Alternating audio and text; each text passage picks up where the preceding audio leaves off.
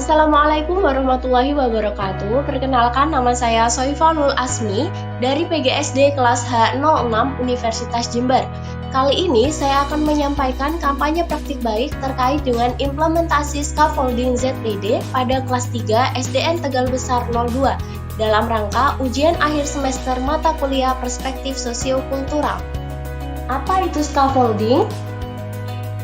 Scaffolding adalah pendekatan dalam pembelajaran di mana guru memberikan dukungan atau bantuan sementara kepada peserta didik untuk membantu mereka memahami konsep atau menyelesaikan tugas yang lebih kompleks daripada yang dapat mereka lakukan sendiri.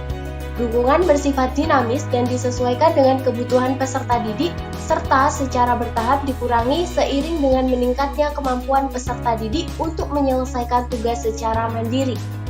ZPD, Zona Perkembangan Proksimal, adalah konsep yang diperkenalkan oleh psikolog Lev Vygotsky yang mengacu pada jarak antara kemampuan aktual seorang anak, apa yang dapat mereka lakukan sendiri, dan kemampuan potensial mereka, apa yang dapat mereka capai dengan bantuan dari orang lain, seperti guru, teman sebaya, atau orang dewasa. Peran scaffolding dalam ZPD. Scaffolding adalah strategi untuk memberikan dukungan sementara kepada peserta didik dalam ZPD mereka.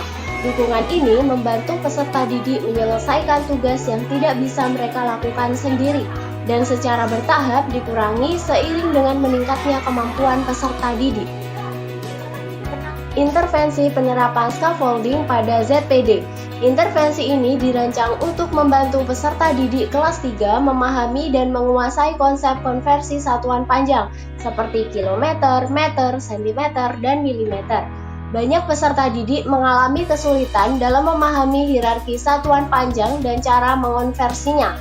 Dengan menerapkan scaffolding, guru memberikan bantuan bertahap untuk meningkatkan pemahaman peserta didik. Yang pertama, identifikasi awal, menilai kemampuan awal peserta didik tentang satuan panjang melalui diskusi dan latihan singkat. Yang kedua, penggunaan alat konkret, menggunakan alat visual seperti tabel konversi, penggaris, dan pita pengukur untuk menjelaskan hubungan antar satuan panjang.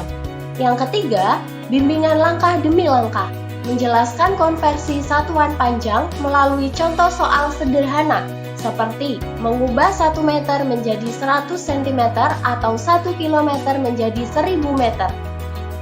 Yang keempat, latihan berulang. Peserta didik mengerjakan soal konversi dengan bimbingan guru. Soal diberikan mulai dari tingkat mudah hingga lebih kompleks. Yang kelima, pengurangan dukungan. Guru mendorong peserta didik untuk menyelesaikan soal secara mandiri sambil tetap memberikan umpan balik ketika diperlukan. Yang keenam, refleksi dan diskusi kelompok. Peserta didik berbagi cara mereka menyelesaikan soal sehingga pemahaman kolektif meningkat. Hasil yang dicapai, yang pertama, peserta didik terlibat aktif dalam pembelajaran dan diskusi.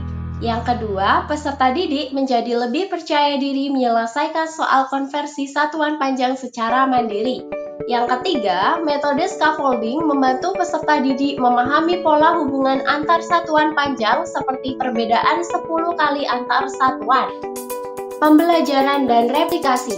Pembelajarannya, penggunaan alat bantu visual seperti tangga konversi sangat membantu peserta didik memahami hierarki satuan panjang. Praktik bertahap dengan tingkat kesulitan yang meningkat efektif membangun kepercayaan diri dan pemahaman peserta didik.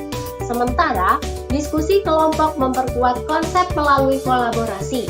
Replikasinya, model ini dapat direplikasi pada topik lain, seperti konversi satuan berat atau waktu, dengan alat bantu yang relevan. Dokumentasi proses pembelajaran mempermudah guru lain mengadopsi pendekatan ini dan membantu evaluasi untuk pengembangan metode lebih lanjut. Dan ini dokumentasinya. Dan ini, sekian, terima kasih.